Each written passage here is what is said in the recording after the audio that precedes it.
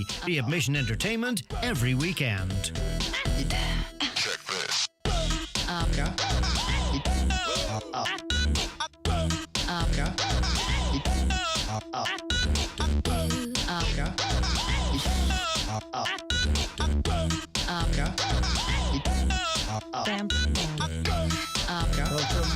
Welcome to the DL debate. Thanks so much for tuning in now on Highland Radio or back via the podcast. We have a huge show coming up for you this evening. Earlier on today I spoke with Tyrone legend Enda McGinley. That interview will be coming up later on the show. Before that, we're going to speak to two men who know a thing or two about the rivalry, Donegal and Tyrone. That's Rory Kavanagh and Owen Mulligan, two top lads. But before that, the main man, Wham Bam, we're on the road to Sandpark, Hilferty. Is in the bit of a rap there, bit of an MC in there. Joe Dex is here as ever, keeping us right. Park, good to see you. Good to see you, Brendan. You alright? Very best. Very best. Park, how could it not be? We're heading for the Ulster final. Let's pump it up. Exactly. It's look, brilliant atmosphere yesterday, and in the Maiden City once again.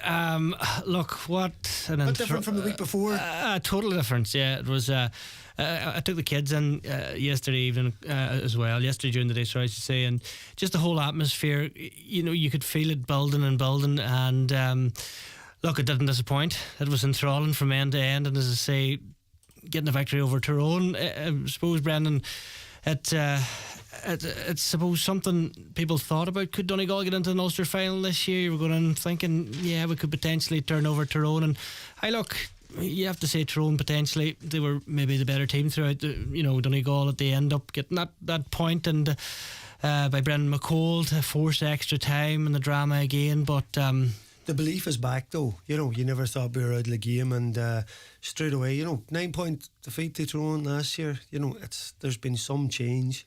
I've seen Sean Kavanagh writing about Donegal today, from last year to this year, but obviously there was a load of players that didn't commit to it, and the two lads did steady the ship somewhat. But now you've got a proper football team. It was very tactical, but at least you're in there, you're fighting, and you're like Tyrone swamped us last year. Well, that's true, and I suppose that's something probably some people didn't think about. Beaten by 9 points last year, you go back and it's just another a year on, and Donegal going as favourites maybe yesterday for that game. But look, I suppose it just shows you the strides that the team, and you're right about the belief aspect. You get in there with more confidence than before previously. But look, a game that you had to really, really grind it out, and they did that, Brendan, and they did that. Right down to the letter of the law as well. They really went for it when they had to. Like that last bit of drama at the end, heart in the mouth stuff. Brendan McCall getting the ball over the bar for, look, it added to that drama as well. And suppose it just showed the level of fitness that Donegal have in the legs as well. It definitely caught up with them, I think. Be interesting to get the boys' views on that. Just before we do, Park, listen, it has been a great week underage. Our minor ladies lost Ulster final at the weekend. Disappointing for them, going down to Cavan, 7 points to 2-9. Our minor footballers were beat, and they're under 20s, obviously losing the semi-final as well. So it's been a tough week at underage level. A tough week at underage is right. Suppose when you look at the Donegal minor boys, 3-9 to 1-6 against Down. I suppose disappointing more than anything else. They were going good, and look, the ladies as well. The Ulster final. 2 early goals in that final for Cavan, suppose, and sometimes it's just the heads go down straight away, and it's hard to get that back, Brendan, as you know, especially in an Ulster final. But look, one positive as well, I suppose we were talking about negatives, was the hurlers. The hurlers actually had a fantastic one against Mulligan, like 427. So that's a bit of kick in there. Have you kicked 427 in your whole career? I don't I think maybe you have. I might have, yeah, you might have got that total. Listen, Mickey McCann's boys, listen, we were huge favourites going on to play Monaghan. They've taken a few beatings, but listen, the manner in which we did again, first class, Roscommon next, that's a huge game, one of the best sides in it as well. But listen, we are going to talk now Celtic Park yesterday. I'm delighted to say I'm joined by Rory Kavanagh, former county star, All-Ireland champ, of course, and many, many other accolades. Rory, are you hearing me there? I am, Brendan. How are you? Rory, you only live down the road from me, but I have to get you on the show here to get talking to you properly. That's such as the business of life. I have to I have to book you on. I'm in a wee box room here on my own. It's the only wee safe place I Is can it? get now for 4 Yeah, kids, from, Brendan. from the war zone downstairs. It and the toilet are my two safe places. I get you, surely, Rory. Owen Mulligan, did we get Owen there? Owen, are you hearing me?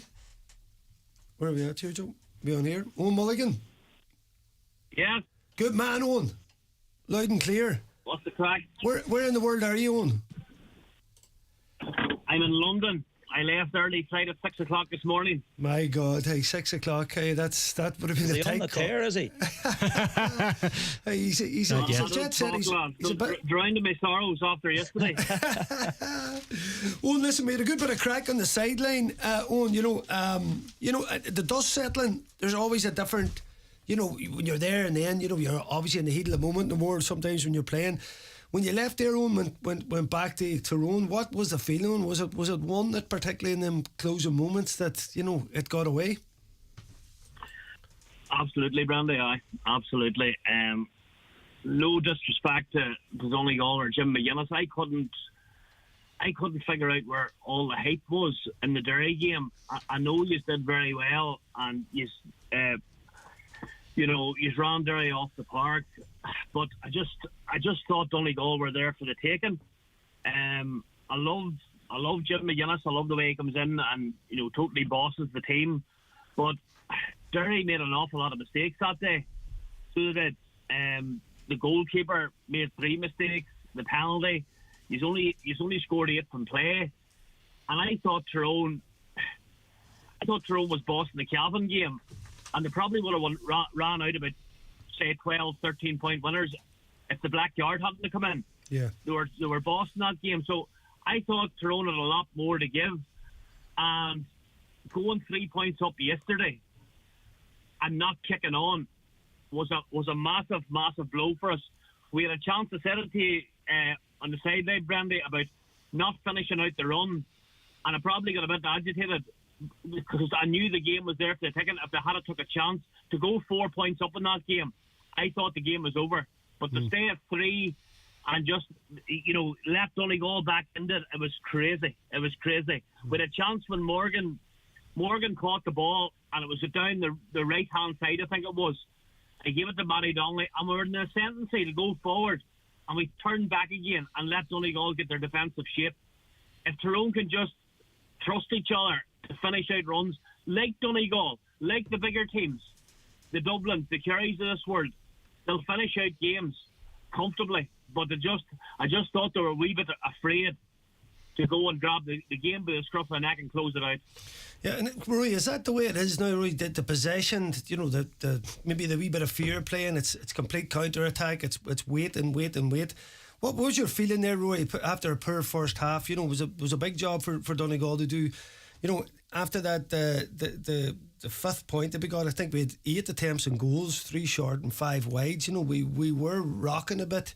It was a big job at half time for Donegal to settle. They were better in the second half, Roy, but were you afraid when we went to 3 behind again that this is going to slip away from us? Definitely, Brendan. I mean, it was a day when Tyrone got an awful lot right. I suppose when they were looking at the Derry game, they would have saw how, our 2 main sources of scores that day were from turnover ball in the middle third and the bottom third, and how we broke at pace and really punished Derry. And the second one was, on that long kick out off Pattons, again, sweeping up, breaking ball and being really dangerous on that transition. But I suppose Tyrone came with a real good game plan. I thought they got their tactics dead on, and they got their matchups dead on. They nullified the long kick out by conceding it most of the first half. And as a result of that, Donegal were forced into a very slow and pedestrian build-up. And we just had zero intensity, in terms of our attacking play. So Tyrone were really kind of playing on their terms. And I just thought, we, on the other hand, were very passive in defence. Normally, you'd associate us, really sort of getting out, getting contact, turning balls over, and really breaking at pace. But the kick out one and us getting turnovers were just totally negated by Tyrone's tactics. And to be fair, they did a job on us in the first half, and us going in 3 points down, like a lot of us were thinking, we're going to struggle here. And to be fair to Jim, like, he made changes at halftime, brought off Paddy McBurty. It was a big call, and slowly but surely in the second half we started turning the screw a wee bit. Like, we got 3 quick scores. Jason McGee got 2, and I think it was Darrell Boyle got one to bring us back at 9 apiece. I thought O'Brien was a massive call to take him off. He'd just kicked his second score, Owen, and like, big time. It was a great score because he injected a bit of pace, and he cut through about 2 or 3 Tyrone fellas and slotted it over. And it was a big call because Darrell Boyd was kind of looking at Jim at that stage coming off, going, here, I have more to offer, So look, that was a big call, but the game got away from us after we got level again for a brief period, and a couple of kickouts went astray. I think one out to Kieran Daly's side was intercepted, got a score. Another long one, Keelan bounced got a that score, one. and next thing that 3-point gap opened up again, Brendan. And at that stage, you were thinking, if Tyrone get the next score, the game's over. Do you know? And tell me, lads, you look at Ulster. Obviously, we keep talking about the championship and whatever, how exciting it was yesterday. But you look at Cavan, Monaghan, bottom slight favourites going in the game. Derry were favourites against Donegal. Teams are just finding ways to take them back. You look at Down Antrim, even in Down Armagh. Even in the Cavan game, Tyrone, as Owen was saying, we're bossing it. Do you think, Owen, there's a thing there where we're overstating some of the teams that really, when it comes to a lot of these top sides, if a team wants to set up a certain way, there's never going to be much in it. They're going to be hard beat, and really it comes down to those tiny moments. And you mentioned a couple of them there, Owen. If you think about the McKiernan, who was brilliant, the 2 points he got were top drawer, but that one he went for with the left, at that point, me and you were talking, you were on about keeping the ball, but I think it was more to keep the ball. They dragged Donegal out because you had the point advantage, and it was your game to lose. You're gonna have the weaker teams, lads, setting up so defensively to stay in the games. But Tyrone and Donegal, I thought, would have went at each other, to be honest with you. I thought they would have opened up more. Now, if Matty Donnelly at centre half back can run at players and commit players and break up, the Donegal defence, and most of all, he was getting fouled as well. Surely our forwards could see that's an effective way of going and moving and going straight at the defence. McShane had another one, going at the Donegal forward line, and then he scored. Shawnee O'Donnell was another one, but after that it was so pedestrian. We were struggling. It was going back and forward. We weren't really penetrating Donegal's defence. It had to take a couple of balls from Morgan. He hit one over to Kieran Daly in the first half, the diagonal ball outside of the boot over the bar. That's the sort of stuff we're looking to see. But as I said, a wee bit more composure in front of goals, and the result could have been different. But I'm taking nothing away from Donegal. They were exceptional to stay in the game. Like, it's amazing. That's nearly the same team as last year. You have to take your hat off to McGinley. Like, it's nearly the same team, and he's just totally transformed it. Their hunger for the ball, their organisation, you can hear them organising themselves. So that's game management coming into everything. Their breaking ball is not the man going up for the ball. He's patting it down, but it's the third man. Say if the midfield goes up for the ball, McHugh gets it. It's the diagonal run that's breaking the other defence, and it's a joy to watch. But Donegal will take some beating in the Ulster final. I'm not going to say they're going to go all the way, but you need, if any All-Ireland series or if you win a Sam Maguire, you need them games to bring you forward. You need them 1 point victories, them extra time victories, and that's what they got yesterday. Rory, Sean Cavan was writing in the paper there about 2011. Owen was around there, and that game, which is highlighted as one of the biggest games in that evolution of Jim's tenure, where he was saying players were dropping back, not even paying any heed to him on the ball or to whoever had possession, just dropping in. Is there a feeling there, Rory, you can see similarities between this side, even though football has changed and so-called moved on? That template is still what Jim's about, and it's a total team buy-in and performance. I think what it pleased Jim mostly was, you're right, the game was going away from us on a number of occasions, and it was that sort of belief in what they were about and belief in each other, because it would have been easy, in the second half when we went 3 points down again to, throw in the towel or, start criticising one another. But the body language always remained strong, and that character came through, in the second half, and even in the last possession, Brendan, Donegal needed that score, and they kept the ball for 3 or 4 minutes, and eventually, nobody was taking a pot shot, nobody was going outside the sort of game plan thinking I have to do this. They worked the score, they were patient, they probed both sides, and eventually somebody made the incision. I think it was Ryan McHugh maybe had a shot for goal blocked down, and it ended up in Brent McCall's hands, and he popped the ball over the bar. But that composure under pressure and doing the right thing, working the ball to the man in the best position, that there had all the hallmarks of McGuinness all over it, to eke out that score when it was a highly pressurised moment. Donegal had to work that ball into the scoring zone, get a score, and they did that. And to be fair to him, the switches that he made too in extra time were the winning of the game for me, because there was a couple of lads he brought off, and he brought back on our shooters. He brought back on Paddy McBurty. He brought back on Darrell Boyle, and Jack McKelvey as well. And Jack McKelvey ends up getting a point in extra time. Paddy McBurty ends up getting, I think, a point from a free and the last score. So those switches, he deserves an awful lot of credit for those. Under pressure, was he going to stick or twist during extra time? And he decided to twist, and it paid off for them. Yeah. Oh, and listen, you talked about the extra times before. You said it wouldn't maybe affect legs, but when it did go into extra time again, then do you think it had a bearing? I was looking, I think the last 40 minutes of that entire game, there was only 4 points kicked from Tyrone. Would you put some of that down to fatigue? Judging by the last 10 minutes, lads, I probably would have. The more you look into it, I was talking to Brian after the match, Brian there, and he says we ran out of gas.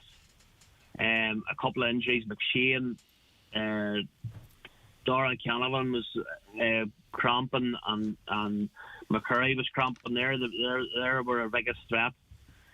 Two big extra times to deal with. But we brought on fresh legs as well. I thought Brian got the matchups right, as you said earlier on the show there, lads. Mickey O'Neill, I thought was exceptional. He cleared up an awful lot of ball. Big Con Kilpatrick, he was only back from injury, so he was probably labouring a bit to near the end as well.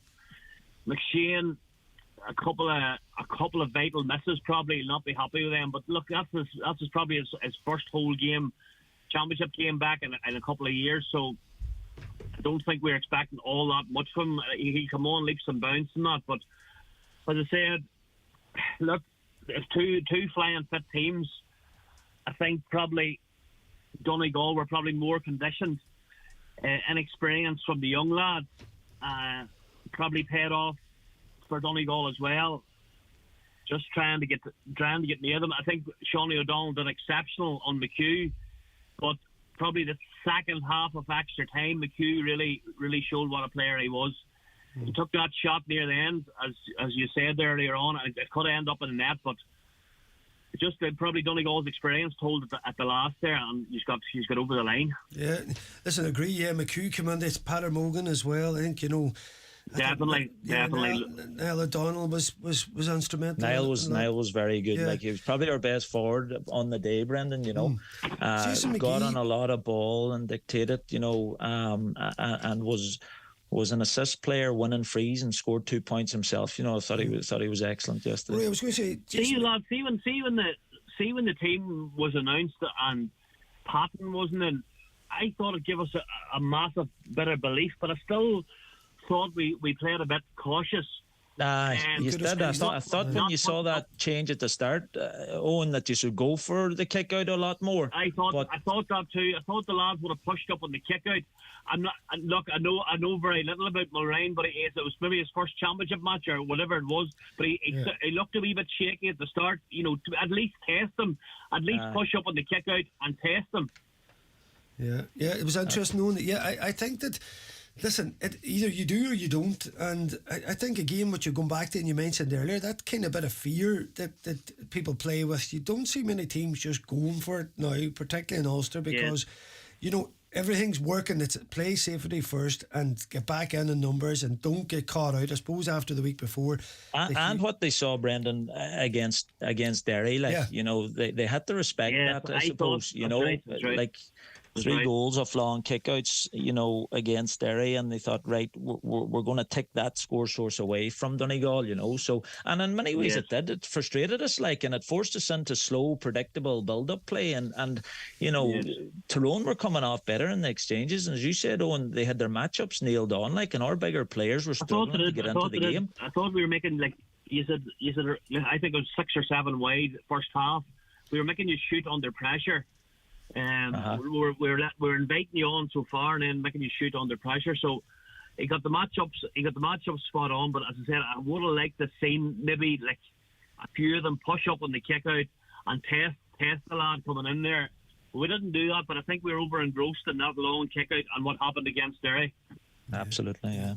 I was just going to ask you about Jason McGee. He's become a real leader. Is he on that famous diet of yours where you went from being a wee bit a man that size has no need for a diet or a 7 meal a day diet anyway. That's for sure. No, but you're right, Brendan. He's really stepped up. He had a huge game against Derry. And then when we needed him, when the chips were down in that second half, he was the man who led the charge at the start of the second half and got 2 important scores to kind of kickstart the revival, and he's playing with form, playing with confidence, and even then going into the extra time, he went up and won the throw-in, and just a signal of intent again, and no, he's someone now that's playing with real confidence, and we'll need him, we'll need that ball winning ability 3 points as well. And driving forward, he's kicking scores, which is another string to his bow this year, which is great to see, and getting into dangerous positions. Yeah, Owen, just interested. You look at a lot of your players played well in the game. You can't say. That side, the team performed well. Morgan, Hampsey, Donnelly, McKiernan, O'Donnell. I thought they all played really well. What about McCurry? I've seen McCurry, I seen him early in the year up in that Mayo game. He came on and absolutely destroyed them. Did you think let's just say you had McCurry in form yesterday, that's going to be a different game in terms of he didn't get in his groove at all? Lads, I think we played a bit in all forwards positions, and that is an absolute nightmare to play against, that whole blanket defence, and an inside creative forward the likes of Rory Kavanagh and him were playing in a half forward, half back position and then breaking at pace. It's an absolute nightmare. If that was going on 10, 15 years ago, I wouldn't like it myself. It's just the way teams are playing. They can't get room. McCurry, he's playing more of a feeder at the minute. Tell the lads.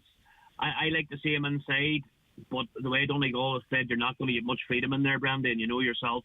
It's a nightmare.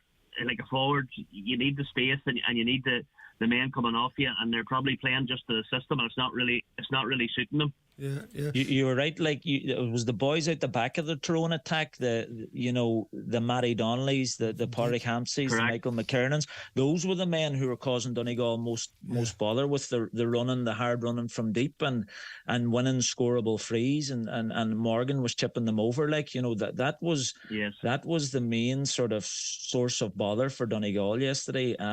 Because I thought, besides a few moments in the game, our full back line of Kern and Brendan McCall and Kieran Moore while he was on did not bad, Yeah, indeed. You have plenty of protection in there, you see, lads. And like I could see the lads getting frustrated, the inside forwards getting frustrated because they couldn't get their shots out. It was just that blanket. Same as done for Donegal as well. McBurdy was subbed. Any of our lads could have been subbed as well. Like, it's just so frustrating. But it's a good job we had the likes of the Matty to come through there. Like, Matty was exceptional again yesterday. Excellent. Like, he's come back in 9 months out. Like, and he's come back. He's lost 2 games in a row, 2 extra times he's played. But he was the one driving force that was driving the team on and winning the free kicks, driving it at men, and like, it was a joy to watch, and it's a credit to him. Yeah, and when you dust yourself down now, and listen, anything's still possible in the group stages. Brian Dewars come out and says it was probably our best championship game since the All-Ireland final. So that's a big statement. Yeah. I thought the lads played really, really well in fits and starts, but they just need, like, we've 6, like, to blood 9 debutants against Cavan. Like, that's unheard of. That's a massive step up. I was involved with the under-20s 2 years ago, and I knew how good a team they were. They're an exceptional team. They went on and won the All-Ireland, and 5 of them started against Cavan, and then another 4 come on. So it's a rebuilding job for Tyrone. Them 2 games will bring them on fits and starts. Do you know what I mean? They're no slow dozers. The one will learn, but I don't think Tyrone will fear anybody, whoever they get in the draw on Tuesday morning.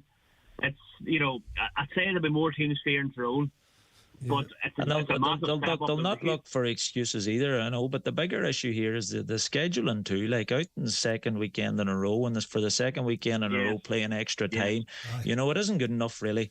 I know this football review committee is going to look at it, but they have to give players a chance. Like, and I think Jim actually said it in an interview too. You can't be sending players out under fatigue. He said, and it's crazy stuff. Like, you know, so we have to extend the summer a wee bit.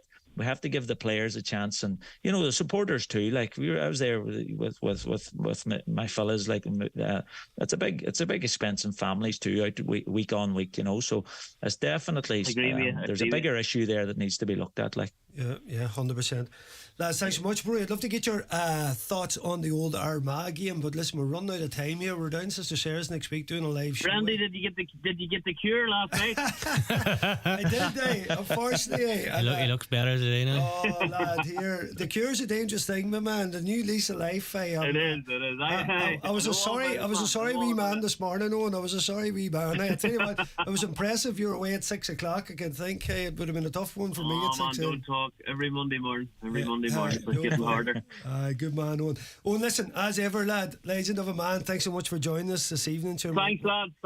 Enjoy the celebrations. Thank you. Appreciate it, man. Rory Kavanagh, top. I'll see you soon. I'll be down for the tea, alright?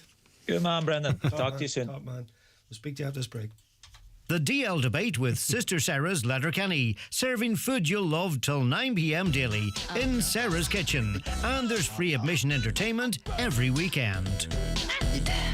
Brian Adams is back on tour in 2024. Join Highland Radio on our trip to Dublin to see the man himself at the 3 Arena on Tuesday the 21st of May 2024. Your trip includes luxury transfers, bed and breakfast at the 4-star Carlton Hotel Blanchardstown, your standing ticket to the show, and a shopping trip to Dublin city centre the following day. Find out more on the outlet at highlandradio.com or call us on 074 91 25 5,000. Enter the Virgin Media Playhouse for unbelievable value from Ireland's best broadband. Get 500 meg superfast, reliable broadband for just €35 a month for 12 months.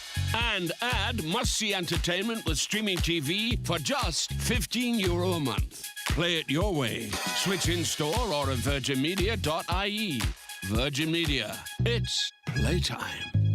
T's and C's apply. See virginmedia.ie. Subject to location and availability. New customers only, taking 500 meg broadband and TV. €50 a month for 12 months, €104 thereafter. Once-off activation fee applies. Ireland's best broadband awarded by Umlaut. See virginmedia.ie/proof. FBD doesn't stand for frightening lad dentists, ferociously beating drums, or feline business directors. FBD stands for support. We support business owners in Ireland with tailor-made services from personally assigned advisors. Visit your local branch to talk to your FBD insurance team. FBD Insurance. Support. It's what we do. Underwritten by FBD Insurance plc. FBD Insurance Group Limited, trading as FBD Insurance, is regulated by the Central Bank of Ireland. Auricular coherent toncatery. Optocapital funicular tricaptary. Ocular co-offensive totomography. Oh, I've got it. No, I lost it. Optimized comprehensive phonology. What is it anyway? Optical coherence tomography, an advanced eye health scan that can help spot sight conditions early. At Specsavers, we think it's so important, we're providing it nationwide. It's ocular coherence Not everyone can say it, but everyone can have it. Add it to your eye test. Check your local store for price. The DL debate with Sister Sara's Letterkenny, serving food you'll love till 9 p.m. daily in Sara's kitchen. And there's free admission entertainment every weekend. Yes, welcome back, folks. A good wee round up there, Park. You enjoy that? It's great listening to the two lads. Suppose two phenomenal footballers in their own right, and Rory, analysing it as he does, and Owen thinking that frustrated with Tyrone, that they didn't go for it, and you could see that yesterday as well. From his team, you see, Park, they would go for it, in terms of that different style of play.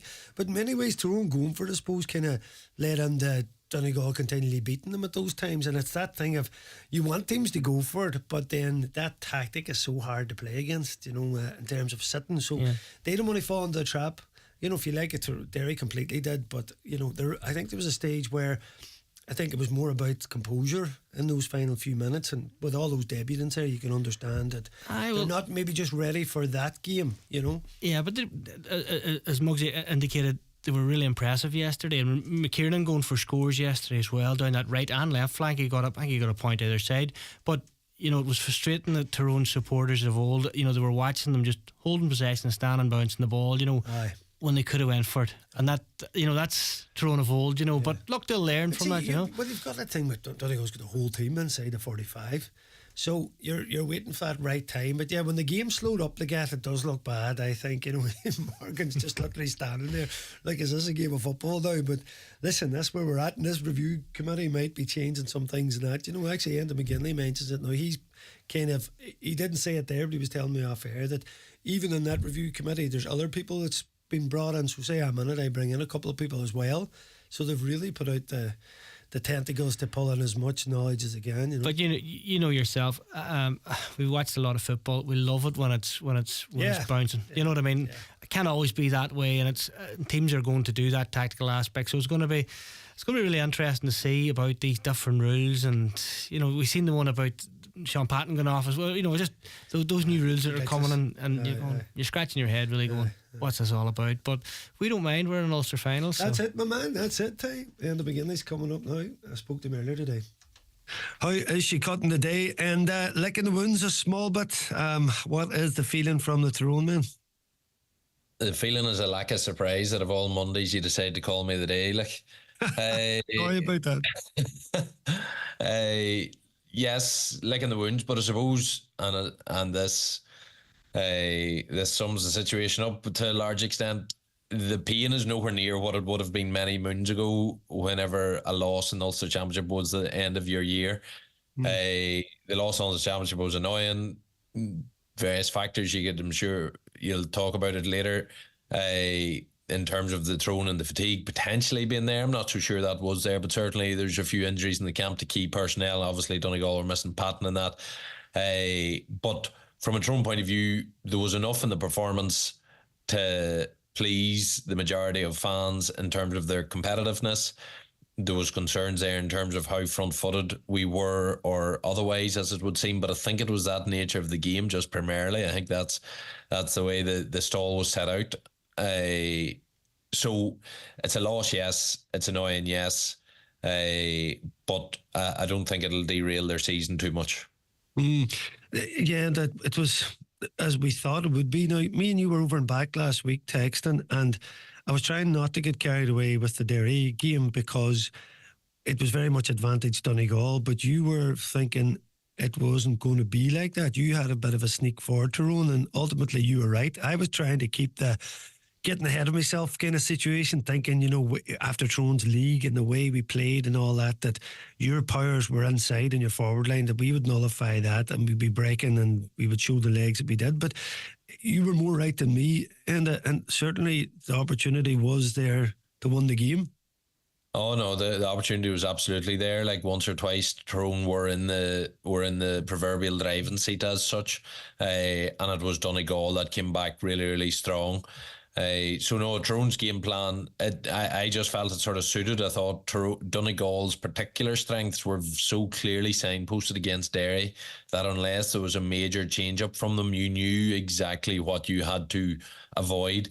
And I think Tyrone went out and done that. They offered up the kickouts and they sat back themselves and sat deep and were very careful in possession to make sure they didn't cough it up. If they did cough it up in those prolonged attacks, there was an immediate race back. And so, like, whenever you've seen a team score 4 goals against such vaunted opponents as Derry through that blistering counter-attack, there's no better encouragement than if your team loses the ball, you are lighting a fire under your ass and you're getting back.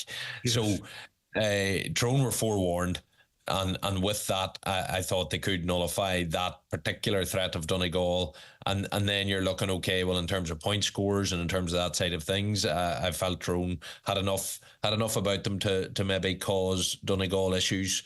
They did so. They struggled. Like, a lot of Tyrone shots were from fairly long range, which you can't really be relying on. Like, there were several sort of spectacular efforts which you can't really rely on. So we did still, even though we done rightly from a point scoring point of view, we did struggle to break down that Donegal defence. Got through it a few times in the first half, but at least 50% of our shots were from fairly substantial range.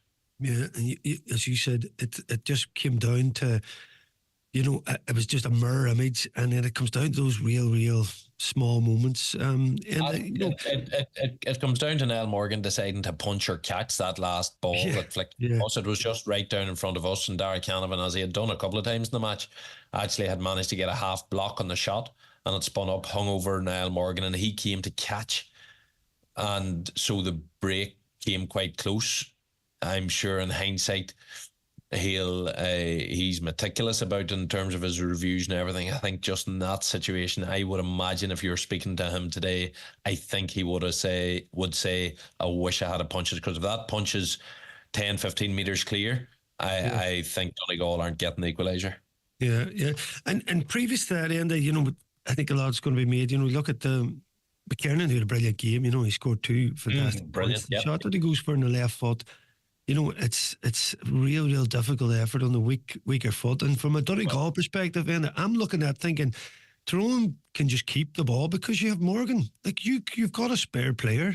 And if you even rush Morgan could go by people. You could actually end up with 2 players overloaded if you did want to attack then. I just thought, I don't know what you were thinking that time. If I was thinking from Tyrone perspective, I'd be thinking, just take that ball back, right, keep going around the periphery. Yeah, and that's what they were doing, and they looked so solid doing that.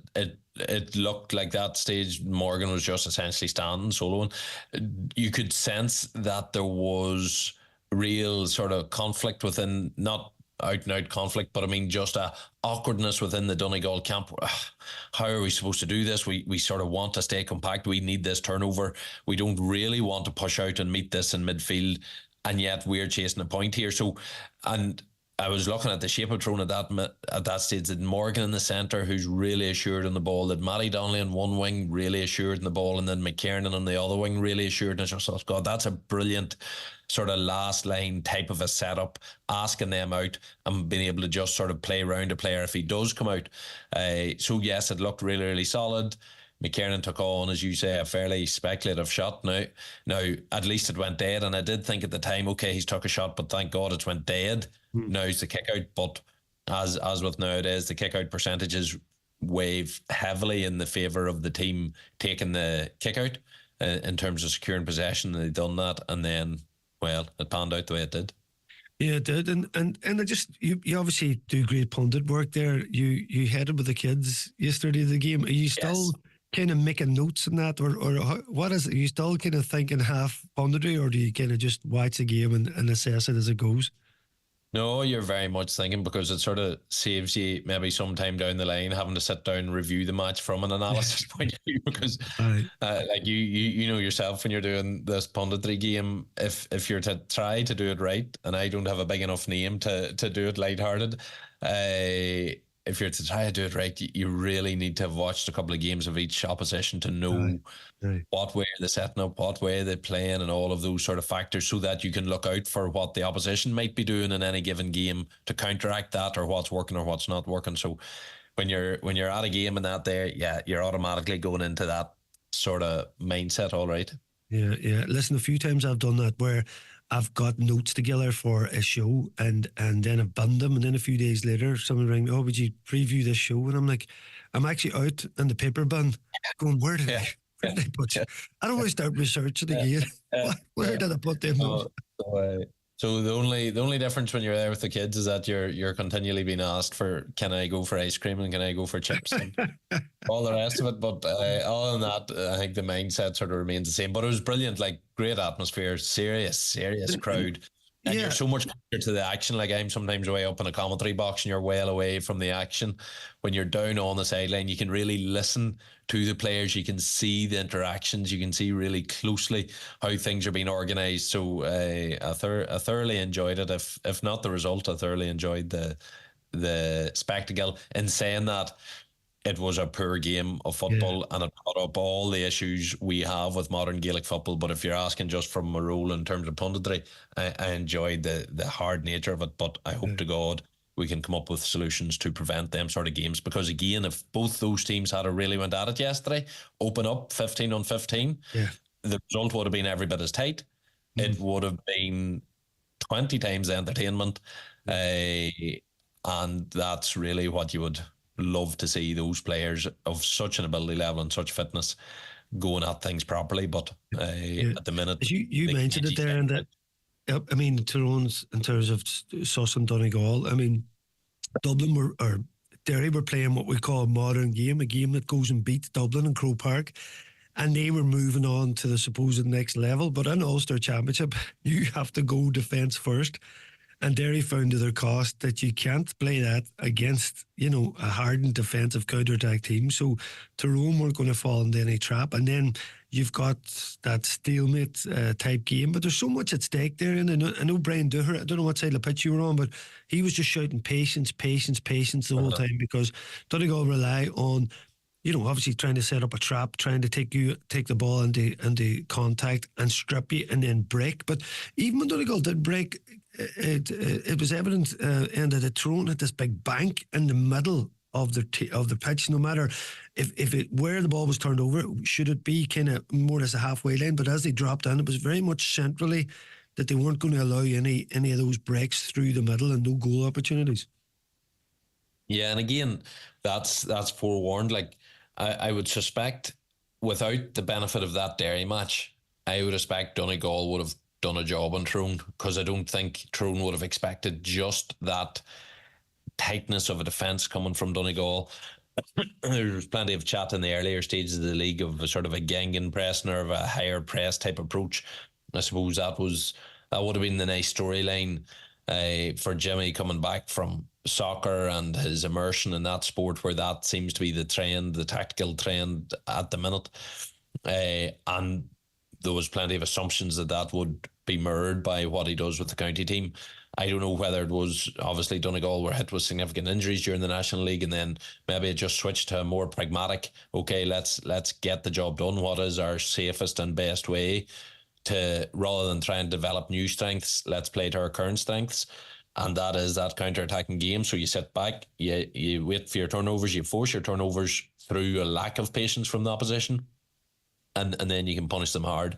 And if you face a team that wants to high press on kickouts, well, then you can punish that even more so, as he did against Derry. So no, it has turned out a wee bit differently than what people expected from Jimmy McGuinness. I'm not sure if there's another string to that bow. I'm not sure we'll see it this year if there is. And it's interesting you say that, because the first league game against Cork, Donegal were harrowing, harassing, pressing high, exciting football, turning Cork all over the place. They were blocking up the wings as Cork tried to make plays, and then we didn't. We did see small patches of that in the league, but never really to that level again. So I'm just wondering, as much as now there's probably a wee bit of, particularly outside Ulster, people looking in going, what's this, football again? But would you expect, Donegal were to go on to a bigger game at Croke Park, that there is that second element? Because we've seen it for years, and that, listen, this thing will take you so far. It can win you in Ulster, but you must have the other side. And Jim's a smart guy. He's going to know that. Yeah, you would assume so. I think that's, to be honest, I was half expecting a slightly different side yesterday, because I didn't think Tyrone carry a massive pace on the counter-attack. I thought they build up fairly slowly. And with that, I thought they would have been vulnerable to a higher pressing style of game. I don't know whether it was the 1 week turnaround that put Jimmy off trying to do that, or whether it's just not in his playbook at the minute this year, or maybe at any time. Maybe he just sees the game that no, Gaelic football is still best played. When all is said and done, the safest way is to pack your defence and hit on the counter-attack. And that the high pressing game just leaves you vulnerable to scores. Certainly the test of the likes of Dublin in Croke Park, where they are so good at keeping possession generally. That's a different test. The speed of Croke Park, I think, plays against a slower game and gives advantage to a team that's trying to go faster. In saying that, a lot of the trends that you've seen from Dublin, they are launching that ball in on top of Colin O'Callaghan. They are longer kick passes, and they are offering up a wee bit more turnovers than they did in the past. They are going into contact a wee bit more readily than they did in the past. So if Dublin were to take that approach into Donegal, maybe McGuinness is sitting thinking, no, these boys have loosened, these boys have went after the more advanced kicking type of game. They could be vulnerable to this in the same way that Derry were. It would be really interesting. We'll not know whether it'll pan out that we get to see Dublin and Derry in a big match, or Dublin and Donegal in a big match. But it'd be really interesting to see, do Dublin actually revert, similar to Tyrone, do Dublin revert to a keep the ball style? In which case, I think the pressure on the FRC to come in and do something about it would just grow all the bigger. Yeah, it's a funny one, Enda, because obviously you're proud of the lads. It was a huge effort yesterday, extra time. From where we were last year, I mean, we lost to Tyrone by 9 points. You don't want to be overly critical, but we're just chatting about football in general in terms of, that type of tactic. It seemed to be evolving hugely as with the elite teams. Now we've seen a kind of wee bit of a regression back, but I suppose needs must. And at the end of the day, exactly, Brad. Where are you? Where are you? You're in the Ulster final. Like it's. I suppose that's what we've done now in terms of beating, a top Tyrone team, beating a much hyped Derry side. We're in the Armagh. I've got the feeling if you are the same end, that it'll be very, very similar type game with Armagh. It'll come down to that arm wrestle type stuff. Yeah, it'll definitely be one of those, if you're heading to it in commentary duty, to look up every sort of alternative word for intriguing to try and get through 70 minutes of it. No, it could, but sometimes we are surprised, but certainly it is all the hallmarks of that. You've seen what Armagh and Down played out like, and how Armagh approached that, and Armagh would be significantly stronger in my book than Down. But you touched on a topic there, and that's the sort of the two-pronged thing that you have to recognise. I think on the one hand, you can criticise the nature of the game and how it looked, but in no way are you criticising the management for taking that decision or the players for playing that way, because their only responsibility is to try to get the result. And with those tactics, I have said for quite a while, those tactics are so effective that why would you not use them? It is not up to the players or the management to think what way is the most enjoyable for people watching this. That cannot be factored into the conversation at all. If the rules change, I think loads of managers will be more than happy to move to a more attacking style of game. But until those rules change, you are naive as a manager if you try to ignore the benefit of having a really compact defence. Yeah, and then on the rule changes, you think this will come from the Jim Gavin and the and the much vaunted crew. I'm surprised you weren't taken into that time with your brain power and experience out there. No, maybe you turned it down. You hadn't time. You had that stuff on. When you look at the criteria or the CVs of those involved, I would have stuck out like a sore thumb. What do you think then? You know, if you are talking about those changes, do you mean like leaving a team has to leave 2/3 in the half or in the second? Yeah, that's certainly the one that I like, that direction of travel. I like that. I know there's issues about how easily it would be to referee. I think it would be. I would love something along the lines of like that we go back to sort of a one-man tackle situation, that a two-man tackle is immediately a free, which I think would take away the benefit of having crowded players or having a player completely crowded out. If you're a player, you could take on that man one-to-one and get past him. You might then be met with another defender, but at least you're not going to run into just 3 men and then get overturned. So the benefit of having huge numbers back is slightly less with that type of rule if that did come in. What I would be really averse to is anything that tries to either maybe increase the value of a goal to 5 points, because I just think the knock-on effect is teams become even more ultra-defensive. Yeah. Anything that forces the players in possession to have to kick the ball if it's not the right thing to do so, again, that for me will only increase the willingness of teams to sit back knowing that this other team is going to be forced to kick this at some stage. So the more boys we can have back, we can then counter. And you get into any of those type of rules will essentially take us down the line of basketball. Yes, you'll have more turnovers and more, but it'll be retreat the whole time into big numbers and then see who can best counterattack. And I don't think we want to develop a basketball style game, which is what we sort of have at the minute. So I would love if we can spread that the players on the pitch and force them to stay a wee bit more spread. I think players will kick the ball if there's space there, and we've seen it all the time. Players are so skilled at the minute. If there's an opportunity to kick the ball, they'll kick the ball. It's not that they don't want to kick the ball, it's just that the kick is not on when you're looking at 14-15 men in a 40 metre square. Yes indeed. And I'm interested to see what the outcome is with these guys, and in between times we'll get ready for Clonus, and you'll be supporting Donegal out there, I presume, yeah? With every fibre of my being, Brandon, don't you worry. Sure, McGinley's a Donegal name. I have to go with my lineage. Of course, there's some blood in there somewhere, Enda, this and the top stuff. You're managing Errigal Kieran, of course, this year, Enda. We'll be keeping an eye out for them, no doubt, and they're getting a good impact from having one of their top men back at the helm. Well, we'll see. Proof will be in the pudding on that one, Brendan. I hear you, lad. I hear you. And McGinley, as ever, sir, we will talk to you as the summer goes on, and we'll be looking forward to your punditry each week as you come out as the championship unfolds. Lovely, Brendan. Good chatting to you. Thank you, Enda. Yep, Enda McGinley there, as ever. Great to talk to him, Park. What about Sister Sarah's next week? Can you make it? We're going to be there. We can't. Well, we're booked and we can't wait to get down there. Of course, it's going to be something that we're looking forward to, Brandon. The first Ulster final. Rev it up.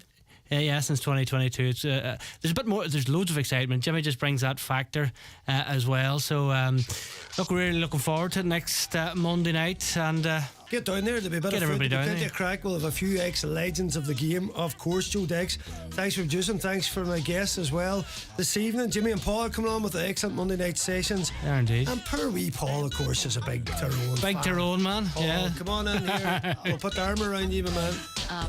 Catch us next week.